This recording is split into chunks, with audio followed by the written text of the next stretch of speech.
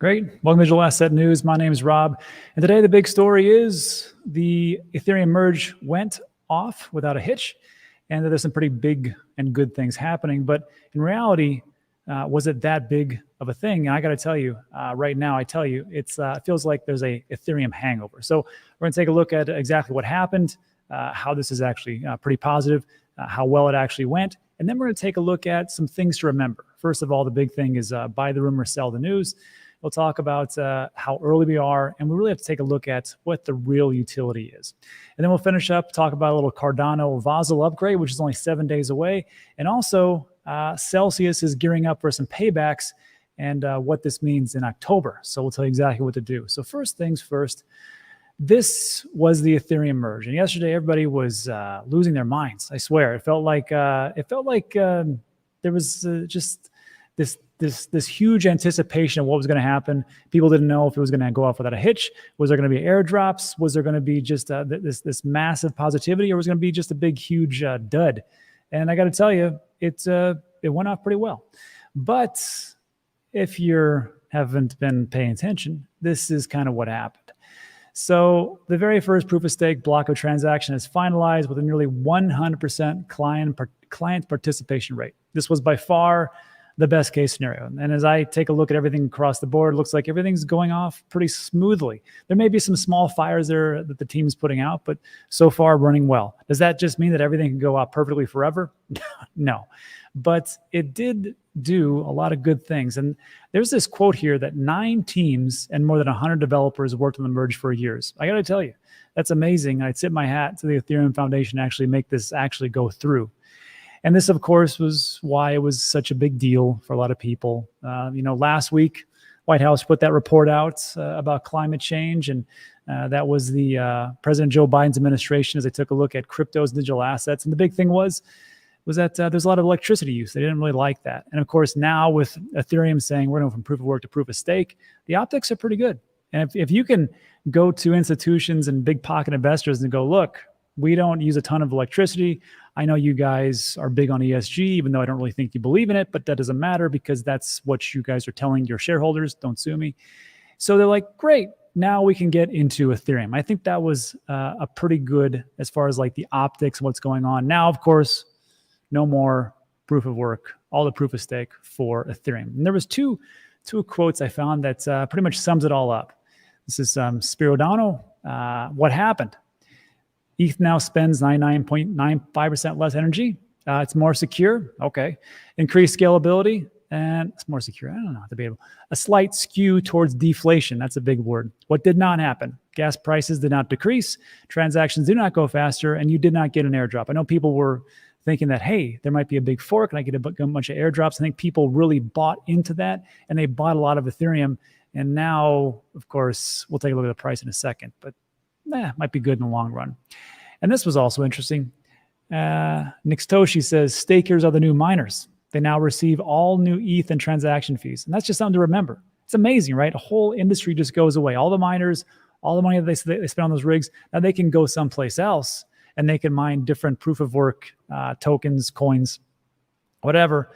But unfortunately, I don't think it's as lucrative as Ethereum was. I could be wrong. I'm not a miner. This is just the things that I've heard from other miners. Tell me in the comments section. ETH's carbon footprint goes down. Great. And this was 2 interesting parts. GPU prices go down, and NVIDIA loses one of its main sources of growth, which that's a bummer, unless you're Nancy Pelosi and you can get out of those trades. Hey, tokenomics look better due to less inflation and potential deflation. There's that word again, deflation. There's a great website I want everybody to check out. A link in the description. It's called ultrasound.money. And you can see right here, the supply changed since the merge. Negative 231 ETH. Negative 231 ETH. So just think about that. So we know that Bitcoin is sound money, right? Because it has a finite supply, not scarce, finite, 21 million. But imagine this, with Ethereum going down, decreasing, then potentially a lot of people locking it up, 32 ETH for staking rewards. And also the institutions coming in and buying up, like at some point, crazy, who knows? Maybe this could be one of the biggest fantastic plays moving forward. I'm not for sure, but for all the things that we know about it, here's what the price did. Wah, wah. Does the price mean that that reflects the actual project? No, but it just goes to show you there's some things to remember, which is this. Macro is still a big part. You still got the Fed meeting coming up. We're looking at, next week, September 20th and 21st. They're probably going to raise 75 basis points. If they raise 100 basis points, watch out. That will be, that'll take the markets for a little bit of tanking. There's issues with electricity. There's issues with wars. There's issue with the inflation. So even with all those things, it's kind of tough to get Ethereum to go, we want to invest all into that. I think people are still pricing in potentially a more negative slide. And then the bigger thing I want you to remember is this. Every time I hear that phrase, buy the rumor, sell the news, I'm like, maybe it's not going to be like that this time. Maybe people just understand that this is going to be the next big thing, and they're going to get into it. And if they buy into it now, then they're going to get in a very low price. And then as time goes on, they're going to be making out like gangbusters. They're going to be multimillionaires and billionaires. So why wouldn't they buy right now? I thought the exact same thing in 2017 and 2018. And here we are. So just remember that we're still very early, and we have to really take a look at the real utility. And some people will say, well, Bitcoin has utility and Ethereum has utility, and look at everything that's built on it. True. There may be some utility, but is this affecting billions of people? Are nations using it? Is there one super app that's out there? And if there is, please let me know in the comment section, because right now it's just a lot of speculation. And that's pretty much what's going on. So let me know what you think about that in the comment section. That'll be great. And let's move on to Cardano and Basel upgrade. So this is going to happen in 7 days, as I think people may have remembered this or not. But again, the question I have for you is this.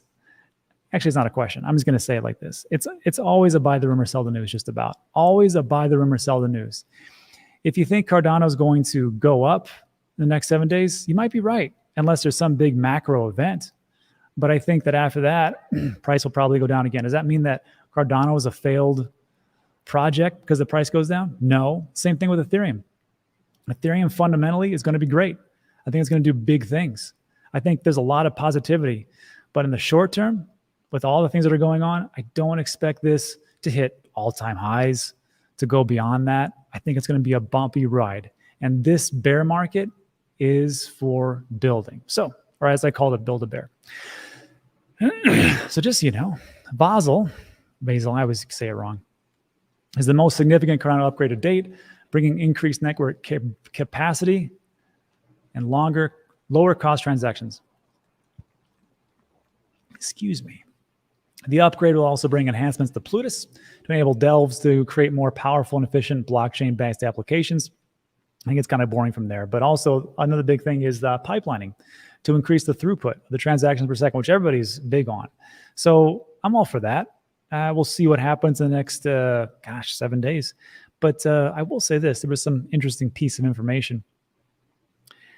This is the updated top crypto projects by the number of active GitHub contributors.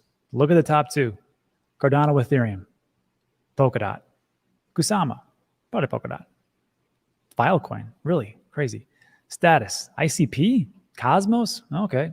Decentraland, Solana, Flow, Near, Token, Chia, Gnosis.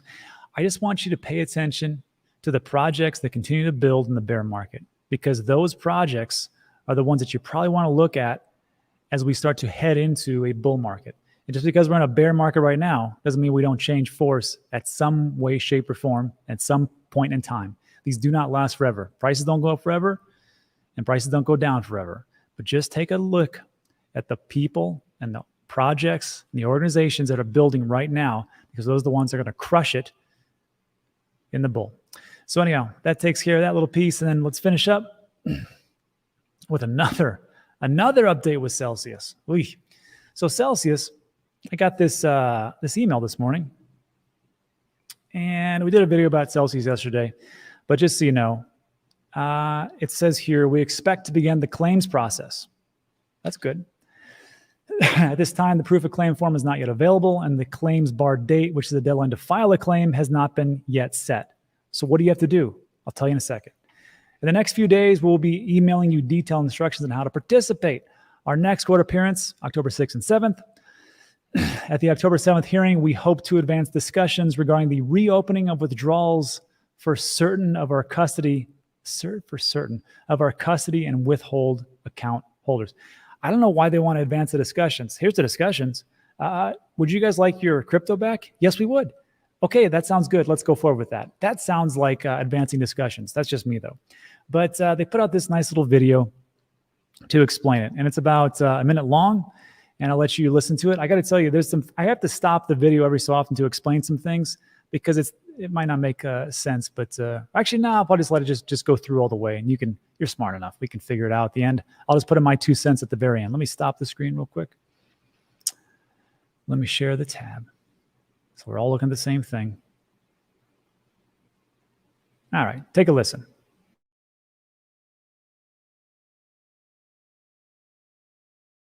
First, Celsius will be filing a schedules of assets and liabilities with the court, which will include the amount we believe are owed to each of our individual customers and creditors at the time we filed our Chapter 11 cases. It's important to note that the amount will reflect account balances for all customers at the moment Celsius filed for Chapter 11 on July 13th, 2022. This may be different than the account balance that currently appears in your Celsius account for a variety of reasons. Okay, I do got to stop it right there because you're probably saying to yourself, why would there be a discrepancy in between what is in the app, what I'm going to get paid, and what you guys actually have? So first you have to remember that, and it's going to talk about this a little bit later in the video, but it's going to talk about crypto, not dollar amounts. Because I know some people are going to say, well, like, hold on, is it the price that I had for 1 Bitcoin on July 13th, or are you going to give me back my 1 Bitcoin? And from what this looks like, as it's splayed out here, it is in kind. So if you had 1 Bitcoin, you get 1 Bitcoin back. 1 Ethereum or 10 Ethereum, whatever else it is, you get that crypto back. And the next part where it talked about there might be some discrepancies. Remember those emails we kept getting, which you would say like, oh, congratulations, you just earned more crypto. They're probably not going to give you that crypto that was sitting in your account and you were earning on it. They're just going to say, no, sorry, it's not going to work like that. I'm cool with that. Keep it, whatever you guys do, and give it to the people that need to get their money back. Because let's be honest, I could on that part, I'll cede to it and say that's fine. I don't need to get those things back. All right, let's keep going. Shortly after that, customers will be notified that they are able to request that their full and specific scheduled claim details be sent to their Celsius account email address. Exact details on how to request that information from Stretto will be provided to you. At the same time, Celsius will be preparing to file a motion to establish a date by which any and all claims need to be filed with Stretto. This is called the bar date. Stretto will send instruction to customers' Celsius account email address once the motion is approved and the bar date is set. We expect this communication, which will clearly state any deadlines, to be sent in October. At that time, a modified electronic claim form specific to crypto assets will be available. It will be designed to simplify how our customers file claims. If customers agree with the information in the schedules filed by Celsius with respect to their respective accounts, they will not need to file a claim and no further action would be required at that time. However, should customers disagree with their respective scheduled amounts or otherwise wish to file a proof of claim, they will be able to do that in advance of the bar date deadline. Customers will receive a legal notice and comprehensive instructions on how to do so from Stretto. There will also be an option on the updated claim form for customers to indicate if they're... All right. So that's pretty much it. So it looks like to me, again, like there's a time frame. They're looking to pay some of it back. I'm pretty sure it's going to be the custody, not the earn.